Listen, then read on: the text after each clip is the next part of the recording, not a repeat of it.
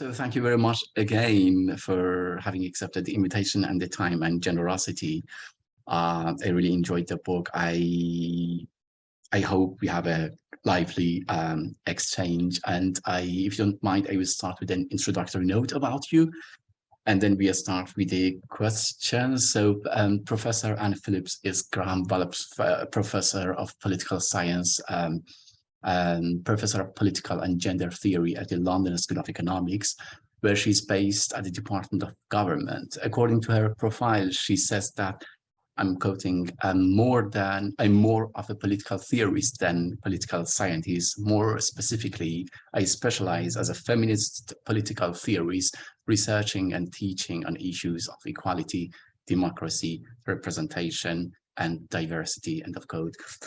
So among her books are The Politics of Presence, Which Equalities Matter, Multiculturalism Without Culture, Our Bodies, Whose Property, The Politics of the Human, and the books we are going to focus on today, which I really enjoyed, Unconditional Equals.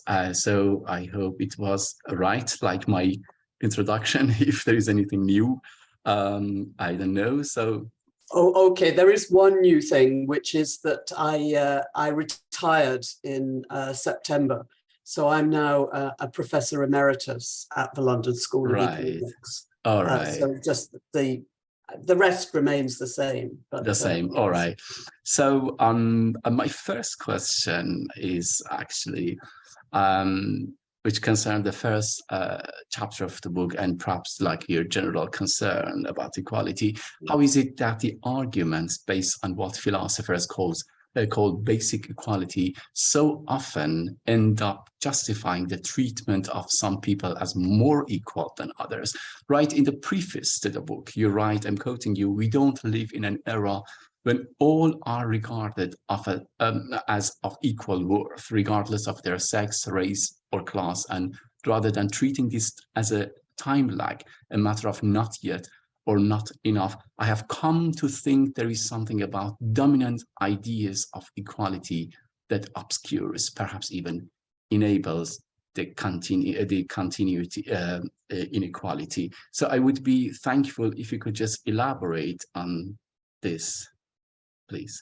Yes, of course. So I suppose two things. One is that I'm very struck by how philosophers, political philosophers, talk as if we are now in an era in which it is taken for granted that we are all basic equals, that we are all equal in some important sense. And this is so at odds with, actually, one looks around the world, in every country in the world, it's just clear that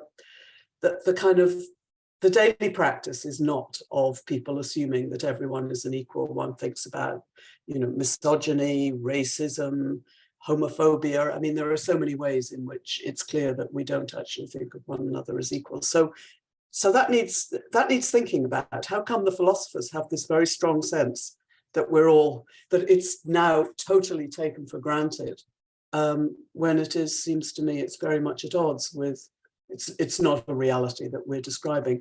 And then I came to the view that part of what goes on in the philosophical argument is that people make an argument about how we are equal because of some property that as human beings we are said to share, which might be the capacity for reason, or it might be the capacity for moral agency, or even somewhat more, casting it more widely, it might be a capacity for empathy. But all of these things, in a way, they make the equality conditional. They're saying, we will regard you as our equal because, like me, you have this characteristic of whatever it is that people have identified.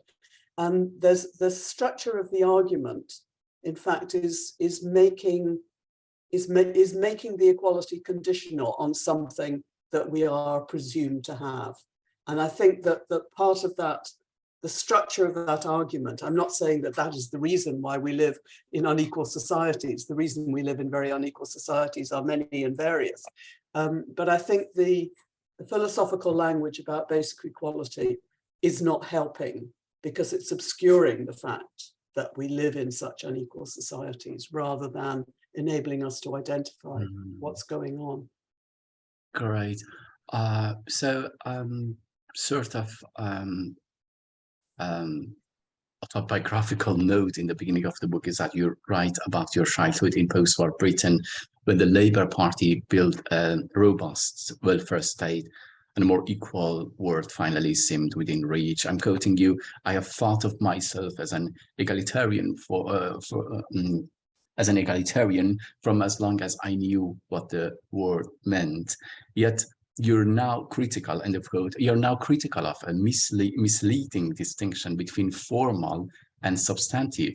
What is this distinction, and what do you think, why do you think it is less relevant today?" Yes, yeah. Well, it relates to some of what I've just said about the kind of the tendency to think that we are now in an era where at some basic level, we are all regarded as equals.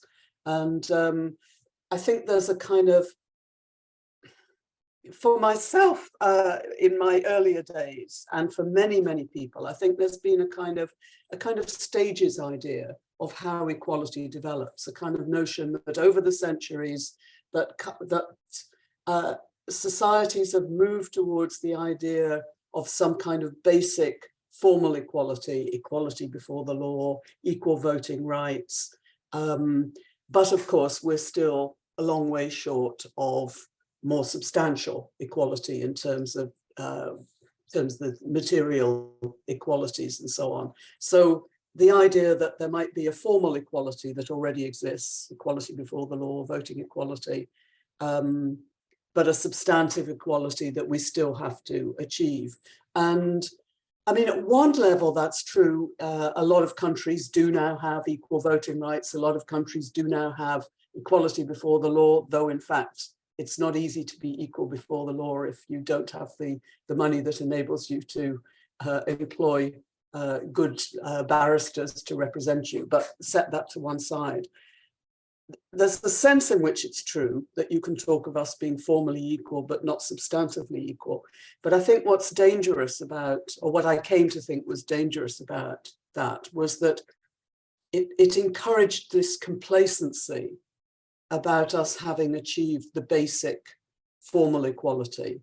And we really haven't even got to that stage in any really significant way in terms of people actually accepting the notion that all humans are of equal significance and worth. We're so far from that. So having worked for a long time in my thinking with the idea, well, we've got the formal, now let's really work on getting the substantive equality. I mean, I still think it's hugely important to work on achieving greater material equality. But I think the distinction between formal and substantive, it encourages a complacency about how far we've got in terms of the basic formal equality. Right, I thank you. And so again, I'm quoting you almost from the beginning of the book.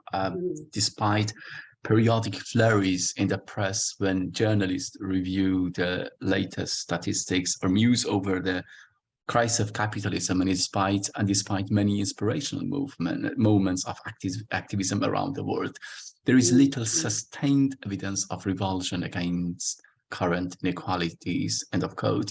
Why is this? For me, the interesting and alarming part of the astonishment in the media when some people around the world, say in Iran or in Congo, are fighting against dictatorship, and people here act and talk as if the basics that we are fighting for in those countries have been already achieved here. But even this astonishment and amazement continues as long as it doesn't endanger my life here. So, I mean, it is like a question embedded in like an intuition, a feeling that I have sometimes.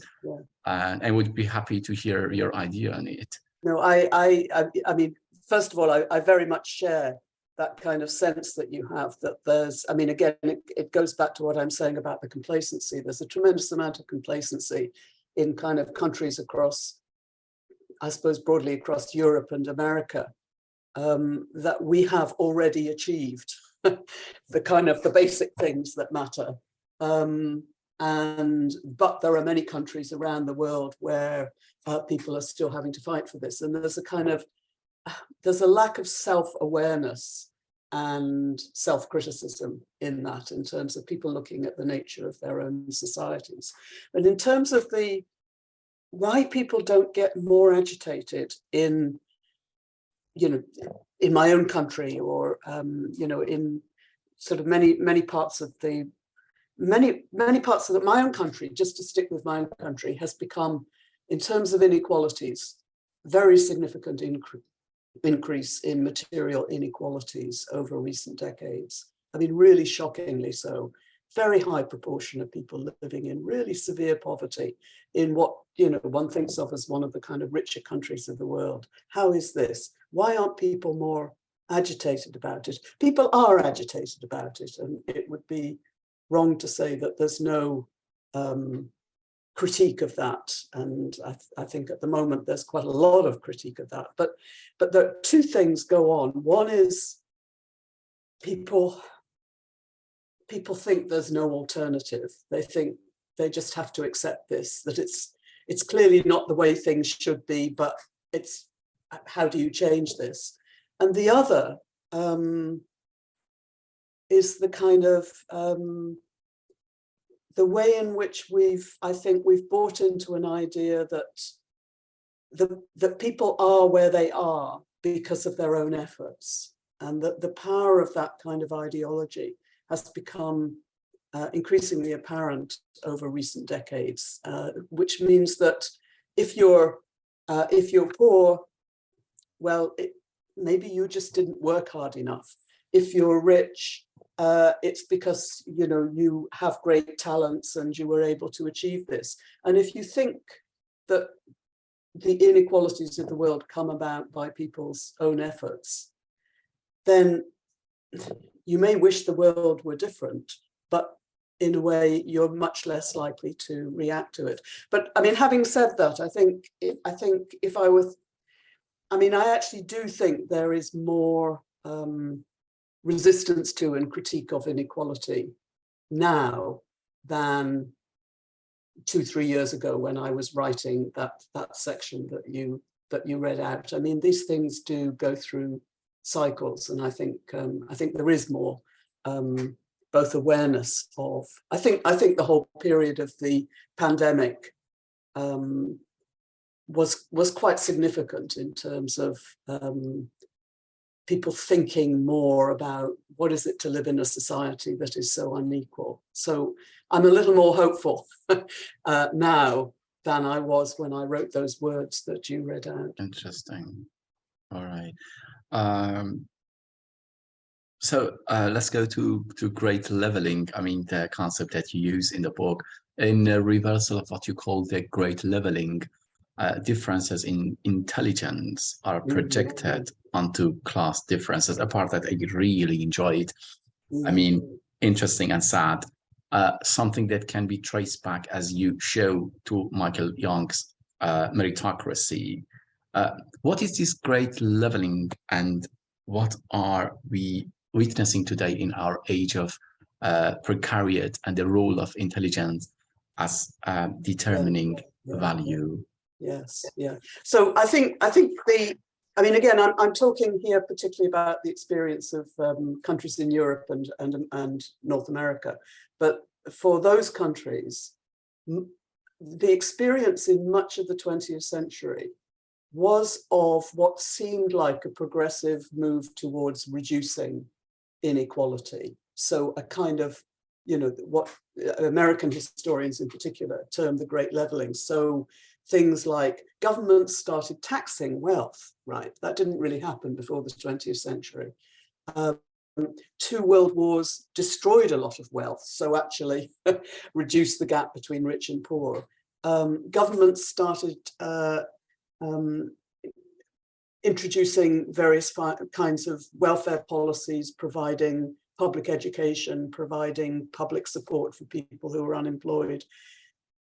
It was, all of this goes into the complacency that I talked about, the kind of sense that we're in a world that's getting better and better, and the inequalities are reducing.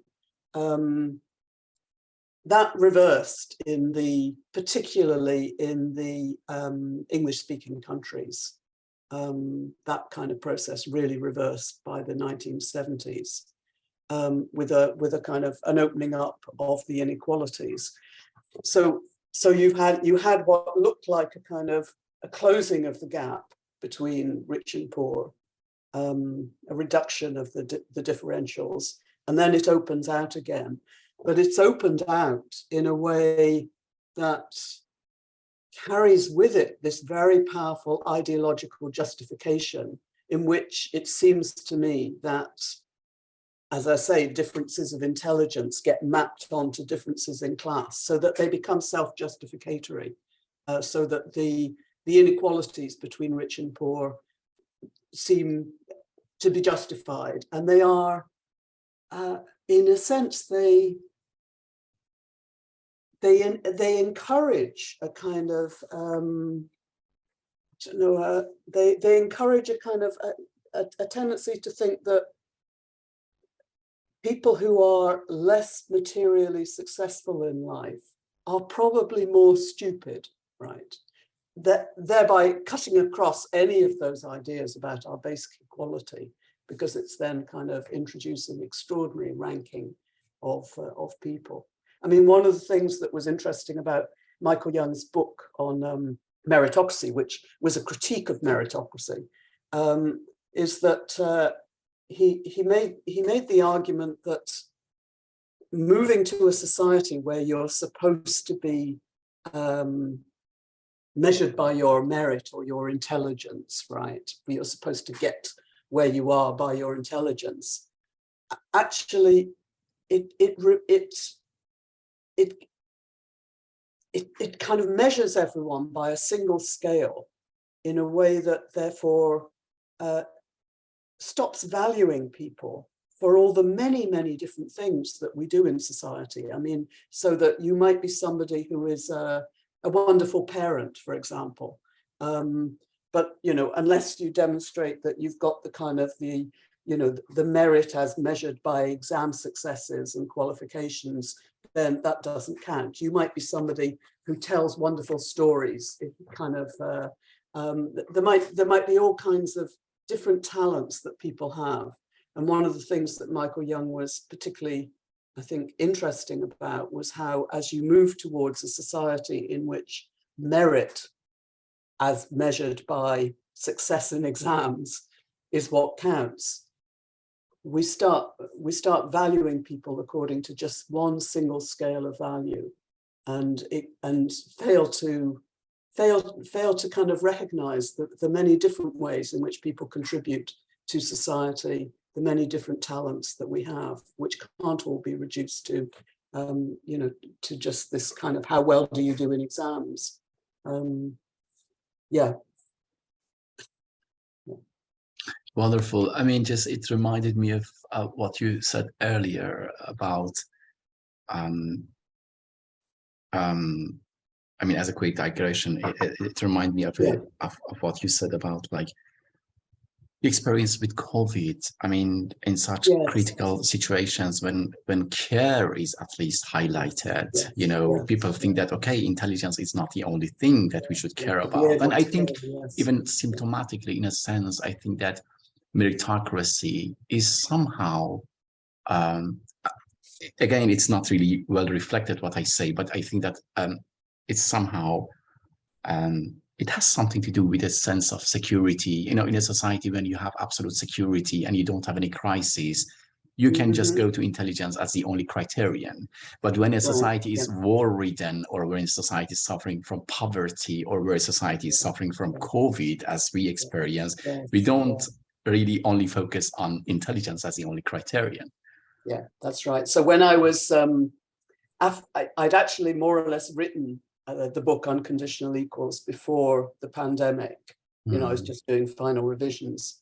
And at the beginning of the pandemic, I kind of thought, actually, maybe I'm just completely out of tune here, because I kind of felt momentarily as though we were in a world where people had recognized, as you say, the importance of care, had come to see that the people who really mattered most in society were the kind of, you know, the nurses, the ambulance drivers, the kind of, you know, Exactly. it wasn't the kind of, you know, the sort of the top professors or what have you. Yeah. And that I kind of thought, well, maybe I've been writing about a world that is already moving on. But I have to say, unfortunately, it seems to me we've gone back very quickly to all the assumptions and practices. It's really striking, right? Yeah. Right. So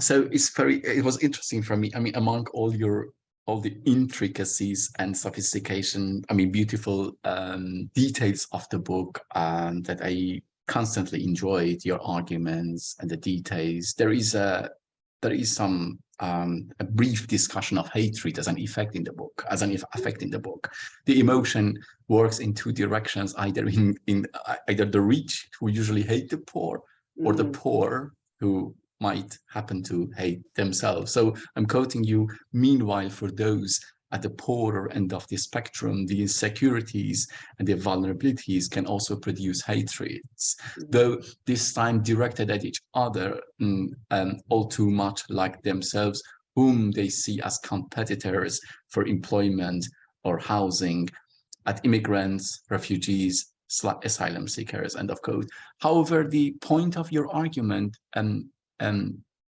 as you add later on, is that living in a, I'm quoting you, living in a world of stark economic inequalities erodes our ability to see each other as people like ourselves, as human beings, equally worthy of respect. So that was a very beautiful connection that I notice in your arguments, and I would be thankful if you just like explain it. What's the role of this hatred? I mean, it's something that I experience it also here. Yes, I mean, like you have it in Germany. You have this like alternative for Germany, like this party who is really absolutely like hostile to refugees, because they are actually introduced as their competitors, as their rivals. Yes. So I think it is like a global phenomenon everywhere. Yeah, I think so. And as you say, it's about effect. You know, it's not just about kind of like, I think the world would be better organized if we did it like this or did it like that. There seems something is generated, which is pretty destructive emotions. You know, which. So I mean I think the kind of the general point I'm making is quite a kind of simple and kind of standard one, which is that that the way we feel about others, particularly others who are, you know, not part of our immediate circle, is very much affected by the particular kind of material conditions in which we live, so that the kind of the material inequalities within society actually get expressed in very powerful emotional terms of, what does seem like something as powerful. Hatred seems such a powerful word to use in this context, but yes, that you feel that you can have feelings of total superiority to somebody else, and you can have feelings of such aggression towards others that you could legitimately call it hatred. I should say, I mean, I don't think of myself as someone who's done as much thinking about the ways in which the kind of effect of this kind is generated and sustained as many other people, but it is something that really struck me. It's not, it's almost visceral, some of the feelings that people express towards others. And again, it goes back to the, I don't know, the complacency of those who talk about our societies as if they're ones in which We all accept that everyone is in some important sense an equal. It doesn't feel like that in many ways. Yeah, thank you. Another interesting part of the book is something that perhaps like the likes of Steven Pinker writing about violence and their optimism would not probably appreciate, but like where you're talking about, you address a relationship that is otherwise offered as pure coincidence, namely that, I'm quoting you, the emerging understanding of equality that came to inform the self-definitions of the Western powers and eventually underpin their claims to be the more civilized nations, were inextricably bound up with the violence and inequality of enslavement, colonialism, and the annihilation of indigenous people. This coincidence, you believe, end of quote, sorry. This coincidence, you believe, cannot be dismissed as an accident. You go on to say, I'm quoting you again, it's notable indeed that talk of equality increased in volume and significance precisely in the period when the European nations were furthering their dominance over vast territories across the world, end of quote.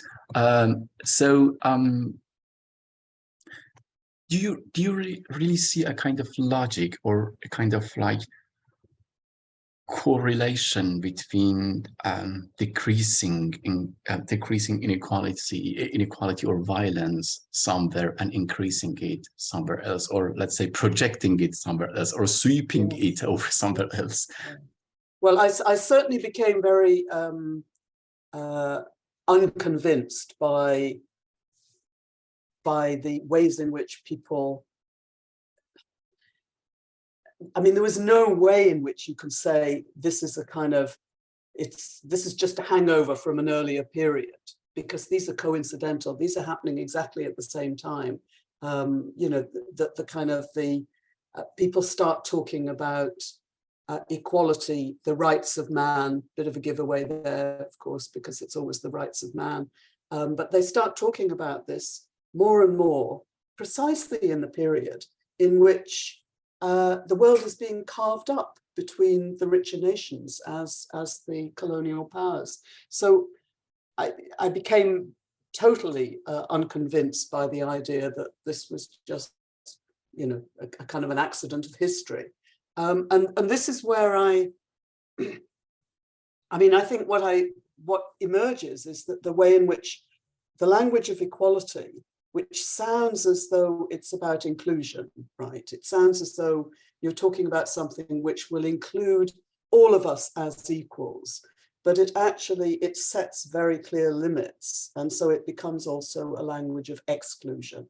And I mean, I suppose for me, all that started in my kind of thinking about feminism, right? Because you know, we have so many centuries in which people talked about the equality of man, all men are born equal, the rights of man, and so few people even seem to notice that half the human race are female, and that all of this talk about rights and equality wasn't seen as extending to women. There were always lone voices who did make that point, but they seemed very much to be in the minority. So, I mean, it started like that for me, but of course, the exclusions are far larger.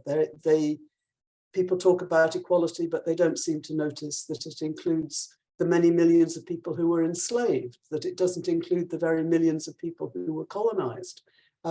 So what's going on there? And that's where I came very much to think that this is where the philosophical arguments about equality, saying that we are equal because of some shared human property, like rationality, for example, actually is part of what's going on here. Because it's as though you've come up with a kind of a characteristic, which is the reason why we should regard people as equals.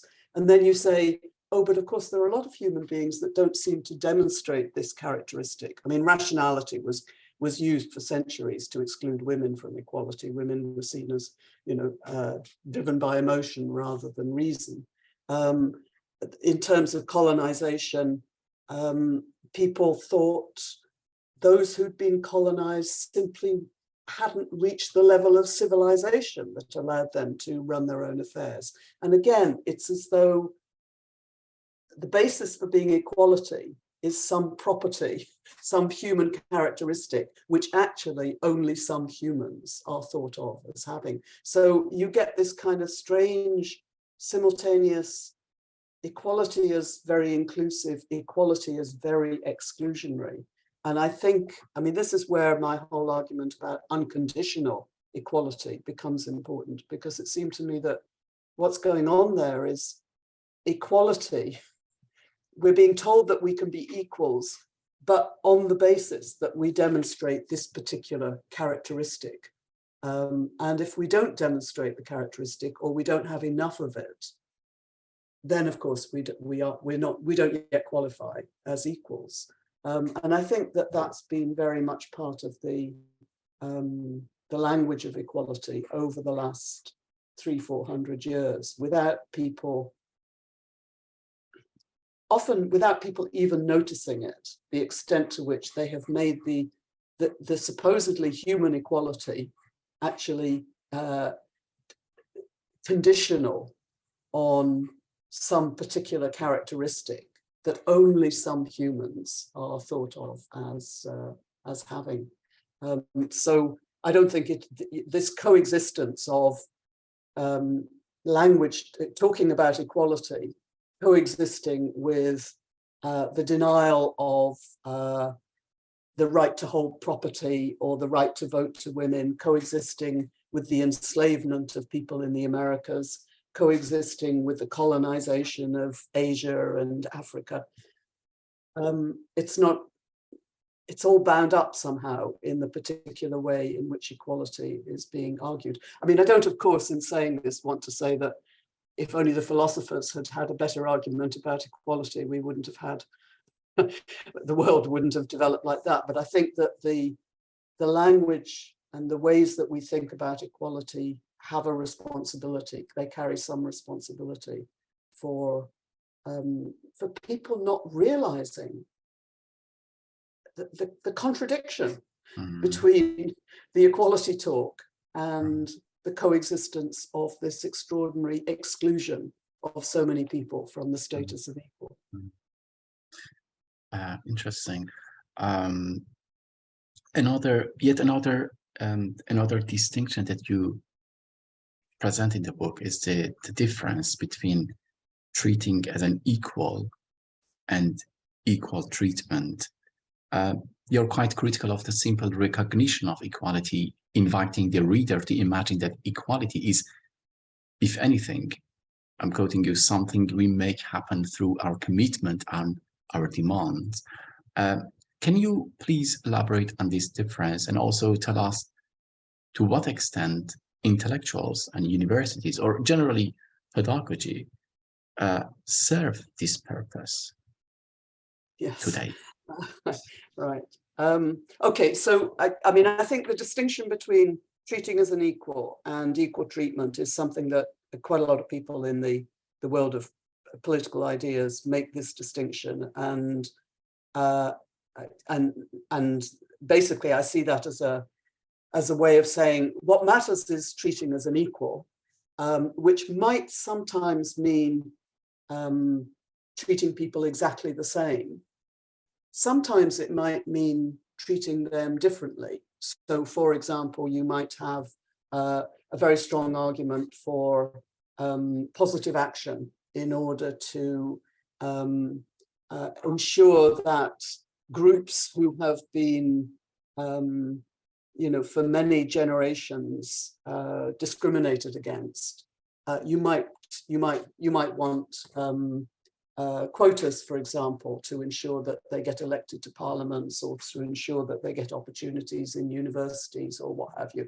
So that would be, for some people, that would be unequal treatment, right? Because you're treating different groups differently. But the object is to ensure that people are treated as equals. So So part of the distinction between treating people as equals and equal treatment is to say, well, what matters is to treat people as equals. And sometimes that might require treating people, different groups of people differently in order to ensure that they get treated as equals. So that's the kind of the part of that. But the kind of in a way, the kind of the stronger thing that I want to say is about thinking of equality as something we do. And mostly we do rather badly, but thinking of it as not as something we discover about people, that we look around the world and we discover, oh, these people are our equals, but that we make a commitment to equality, or of course, we claim equality if we are actually being treated as unequals.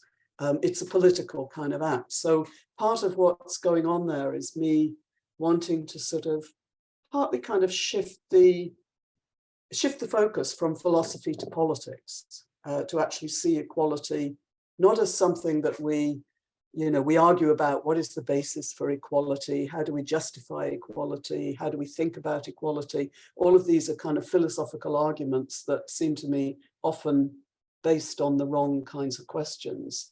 But to think of equality as something that people claim, right? And that the history of equality is the history of people making claims and demands for equality. So you're quite right to kind of pick up the kind of issue about what is the role of intellectuals in all this, because one of the risks in the world of intellectuals is that it's very easy for us to kind of to forget the kind of to forget the politics, to forget the action that is so crucial, and to think that it's a matter of kind of getting clearer and clearer about our arguments and the precise basis for this and the precise justification for that, so that you can become rather kind of locked into a kind of rather private world of discussion.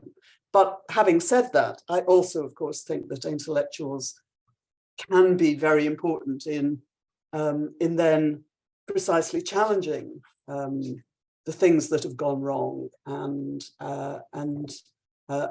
opening up new ways of thinking. So I'm not anti-intellectual at all, of course, but I do think that there is very often a risk that within the kind of narrower environments of the universities, the academies, that people think that it's all a matter of just spelling out the correct rational arguments, right, and don't actually see how crucial it is to bring equality into existence through our actions. It's not just a matter of correctly identifying it through our arguments. Right. Great. So I have a bit of a longer question, a bit also some personal elements are also there. So first start quoting you that saying we are equals, that does not mean we can make no moral distinctions between people. End of quote or sentence. I mean, it's quite a kind of challenging thing for me, always oscillating between morality and politics. But here I'm asking, like, are you warring against moral relativism, or are you worried about something else? It's something I've also seen as a kind of perplexing behavior in my job among my German friends who work with refugees, who think that all refugees are equally nice, or they make themselves think so, or worse, that all refugees are equally needy or even equally traumatized. Yes. You add later in the book that, I'm quoting you, basic equality does not and should not depend on our moral qualities, on how good or bad we are, how guilty or how innocent, end of quote. But sometimes, again, I say, at least as an Iranian, it is important for me to make a distinction or to feel a distinction between this person being more a victim of a war or more traumatized or the brutality of the regime than the other person. Could you please help me have less conflict in this scenario? Yeah, no, I absolutely see what you're saying there in that last point that you're making, and about the ways in which it does seem right to prioritize, according to, some sense of, well, I mean, in a way that is saying some people being more victims is the example you give, but you might also have the same sense of some people being more responsible for some of the violence or the evil. Do you feel actually you want to prioritize those who are less responsible? And wouldn't it be odd if we didn't do that? So I do understand what you're saying there, but I also very much want to say, if you think about things like human rights, say, human rights should not depend on whether we are good or bad people. I mean, you shouldn't be able to say, I suspect you of being a terrorist and trying to kind of tear down the government. So in your case, it's perfectly okay to torture you, or in your case, it's perfectly okay to lock you up without trial. The rights that we attribute to others as humans shouldn't depend on that. And indeed, I mean, it seems to me it's very often we need those human rights precisely when we have behaved very badly. I mean, those are the situations in which we're most likely to need to call on our human rights. So it's not about moral relativism, but it's about saying that, of course, as human beings, of course, as people, we make all kinds of distinctions between those that we think are better human beings and those that we think are worse, and this is your point about the people who are kind of, who've been victims of, who've been experienced kind of, greater violence and kind of, been sort of victims of particular kind of horrific treatment. Of course. And in terms of who we want to be friends with, we're more likely to want to be friends with those that we regard as good people rather than bad people. But like you, I think it's really problematic if we get into thinking that we have to convince ourselves that all refugees are wonderful in order to justify helping them. It shouldn't depend on how wonderful they are. I mean, people are people vary.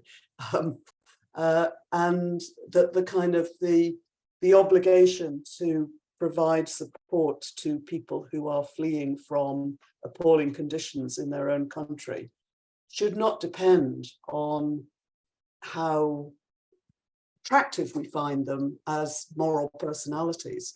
So that's the point that I want to make. But I do absolutely see what you're saying in your kind of sense that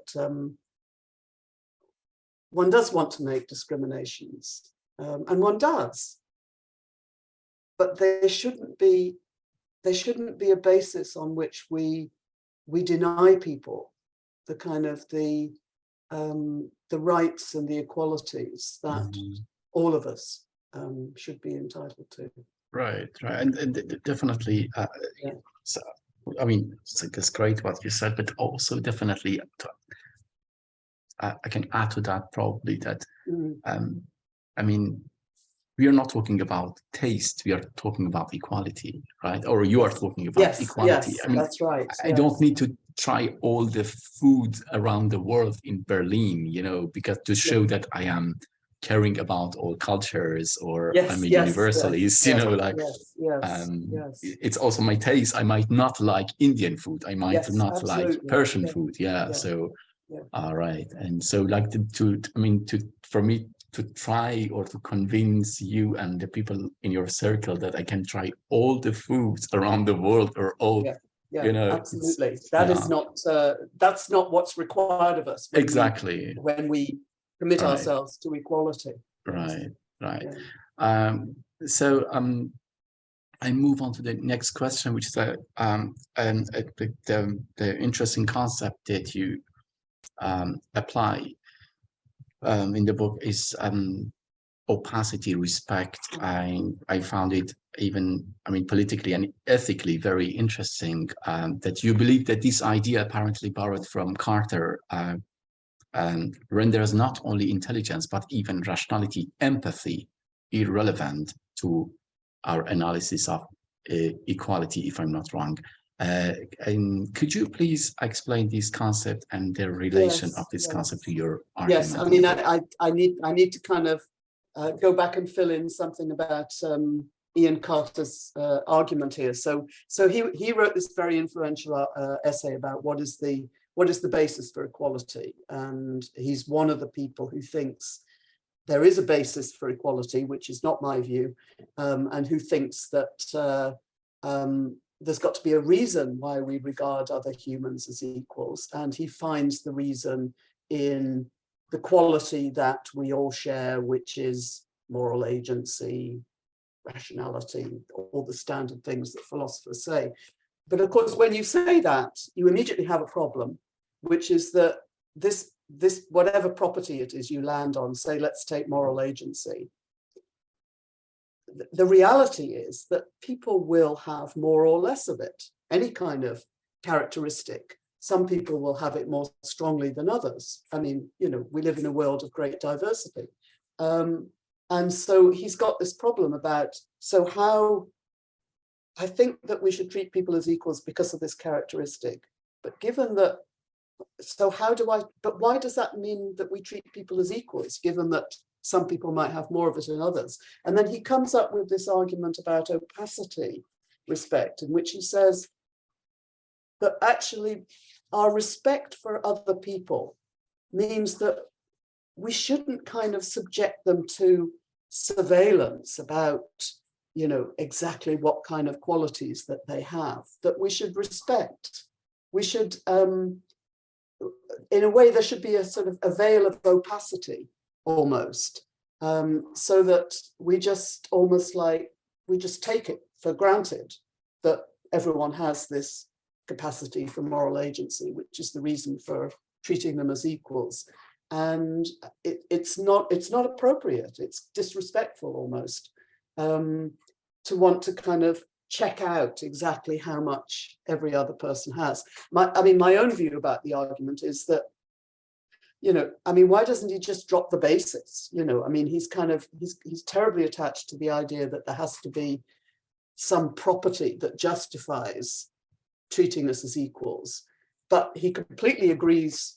I mean, what he says, then I would also agree with it, which is that we shouldn't be going around checking out whether everyone has this property. We should just act on the assumption that we're all equals. He should just cut out his basis for equality. So it's the way he squares the circle, in a way, between his deep conviction that there's got to be a basis for saying that we are equals, something about us that justifies us. And yet he doesn't want at all to open up the space for ranking people as if some have a bit more of this and some have a bit less of it. So I'm totally with him on the not ranking. We shouldn't be ranking people. But I think he's got himself into, so opacity respect is his solution to a problem that I think he doesn't need to have, because it only arises if you insist that there's got to be some characteristic that we all have that is the reason for us to be equals. And I just think we should not be going around trying to justify equality in that way, you know, that we should be committing ourselves to equality rather than, you know, searching out, well, what is the reason why we should treat people as equals? What is it about human beings that makes them kind of, makes them equals? We should just cut all of that out. So, so it's a very specific argument that he's made, which is a clever argument to deal with the problem he's created for himself, in my view.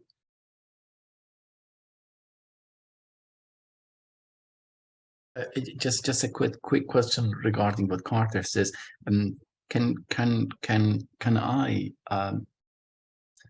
I mean, can we paraphrase it that what he's saying, that he's actually highlighting human dignity in that regard? Well, that dignity would be one of the things, you know, that, but I mean, I would have the same argument about dignity, so that people say we all have human dignity, and that's why we should all have human rights, that we should all be regarded as equals. But you actually kind of, in a way, it seems to me, what does saying we all have human dignity add to the commitment to treat people as equals? I mean, it's like you're saying the equality depends on this thing, which is a very nebulous thing. You know, it's kind of, it's almost like saying we're all equal because we all have souls. You know, it's yeah, definitely, that, definitely. I agree with you. For me, but the difference would be, I mean, just I'm just speculating. It's not really again.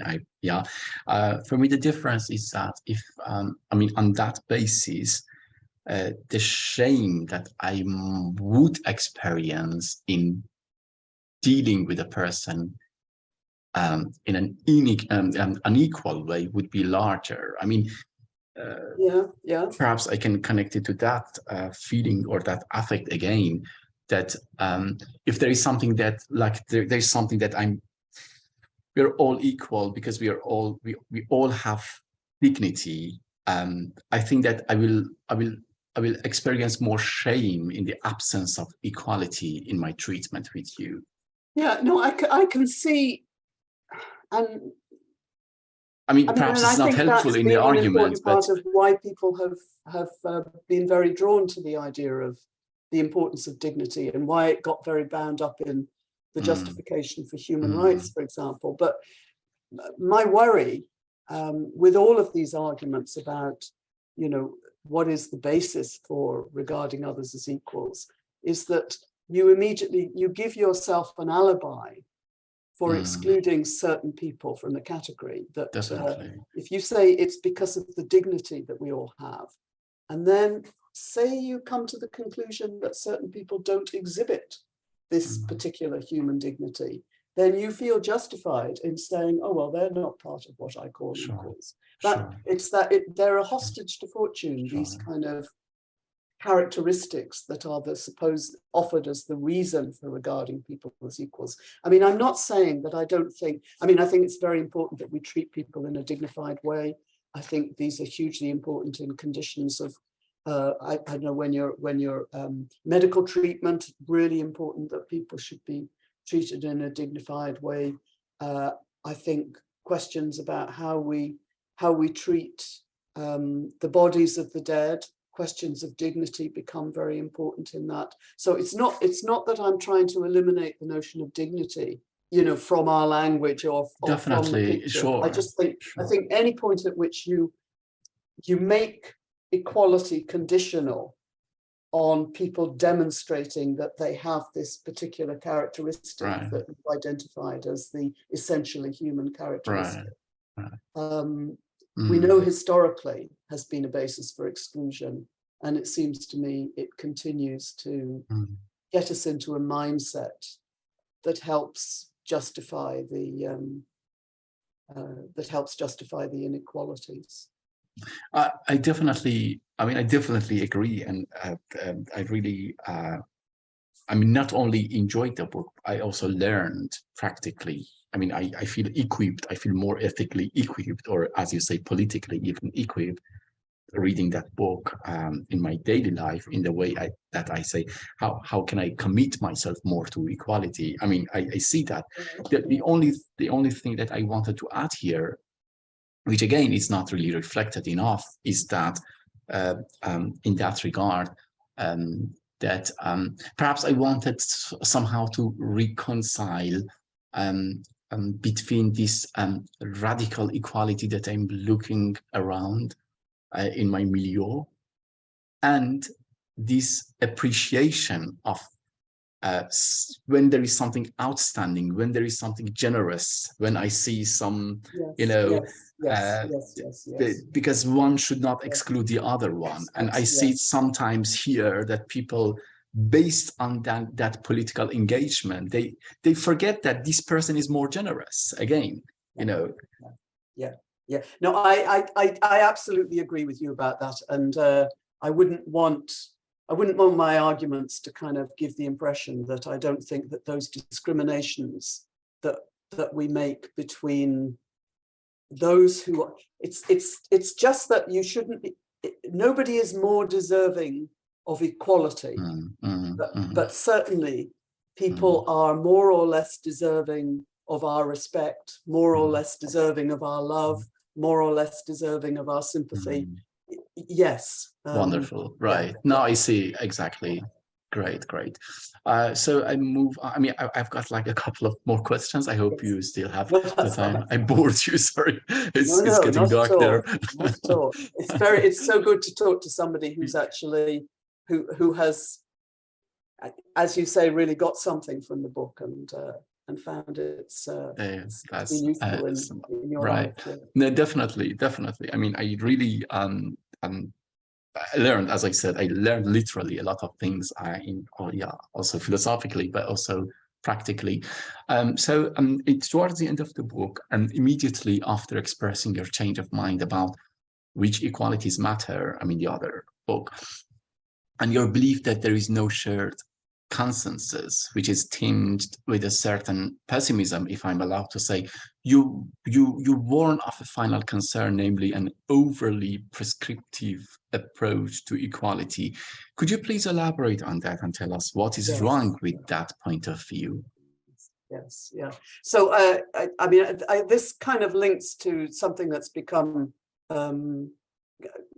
sort of quite a lot discussed in recent political theory, which is whether one should be thinking in terms of aiming at equality or aiming at justice, or whether one should see oneself as challenging inequality, challenging injustice, challenging oppression.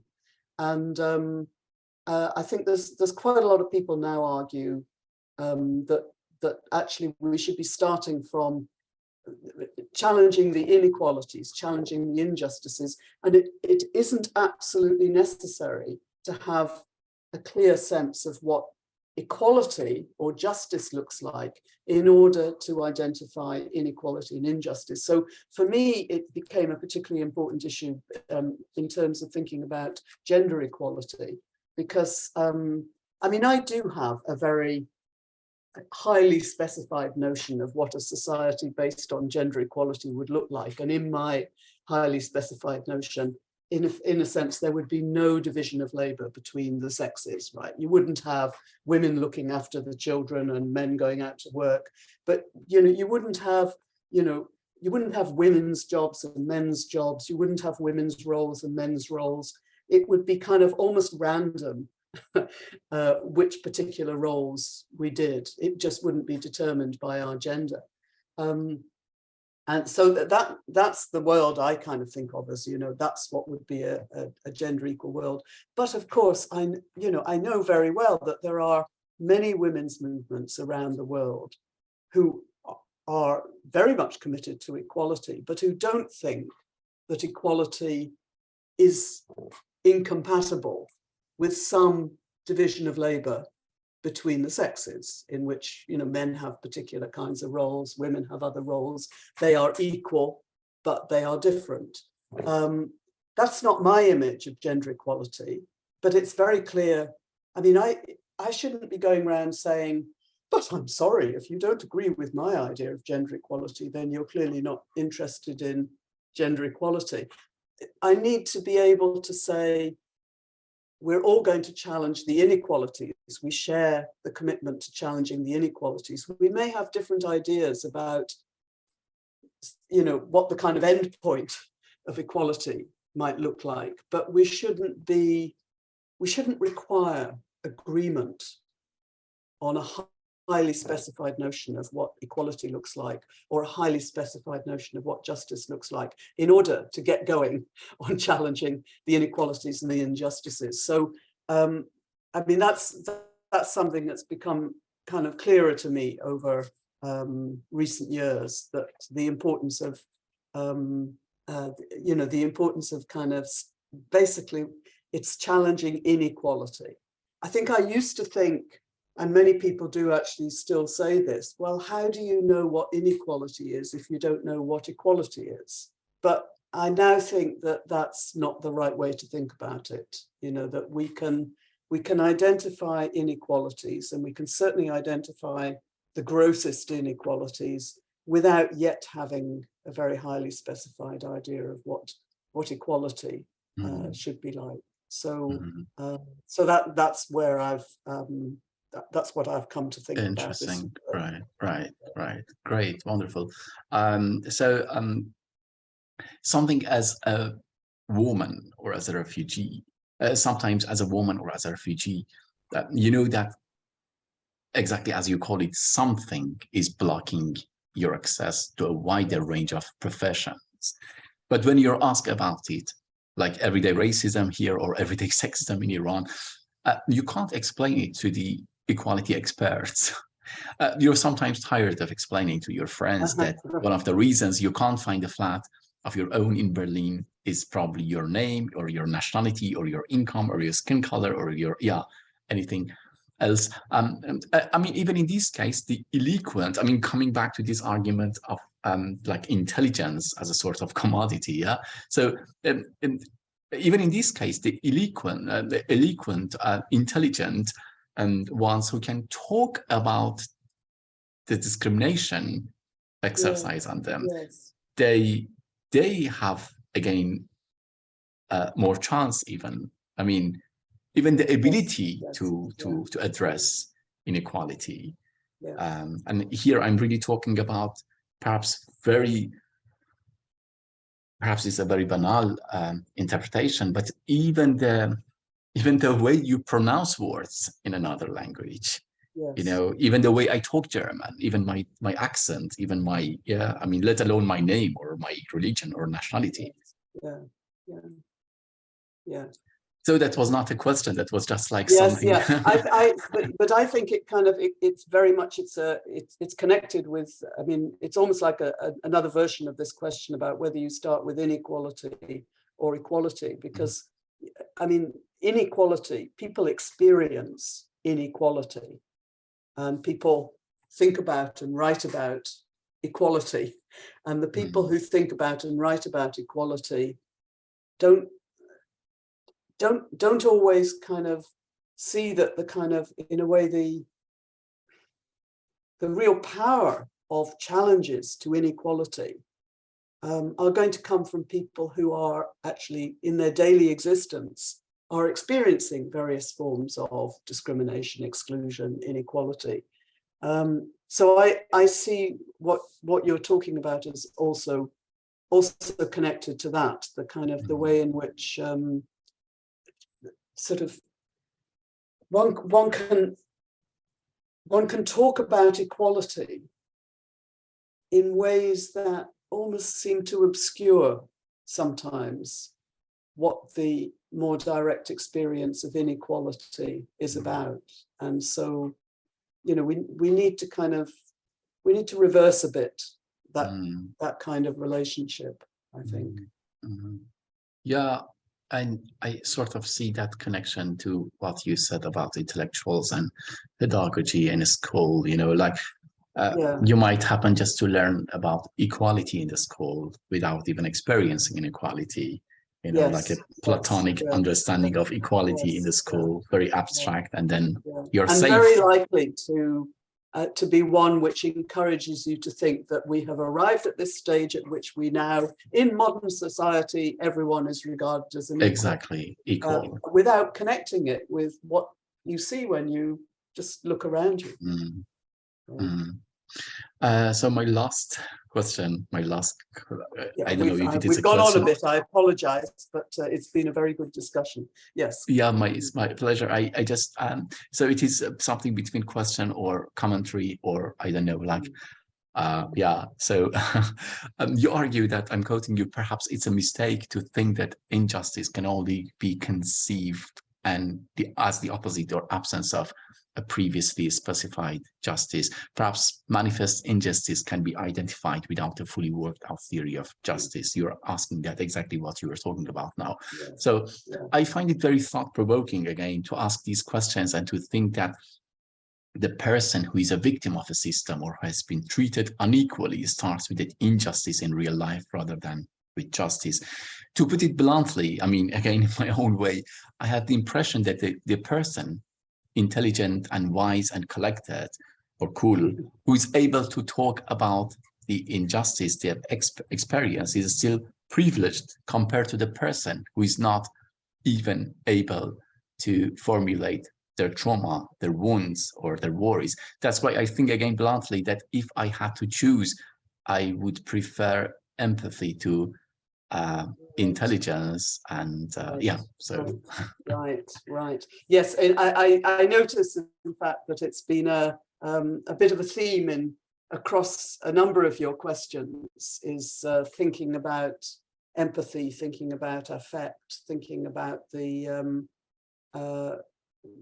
I mean, the emotions through which we engage with people, rather than just the arguments and the rational thinking. And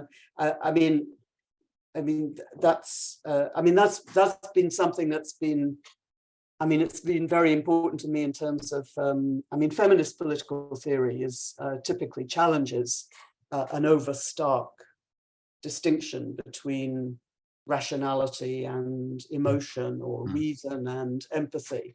I wouldn't want to have to choose between the two, but I definitely think that they need to go hand in hand. But it's been interesting because I noticed that, as I say, a number of your questions have been pushing away Yeah. at the point about, the importance of empathy and the importance of the ways in which we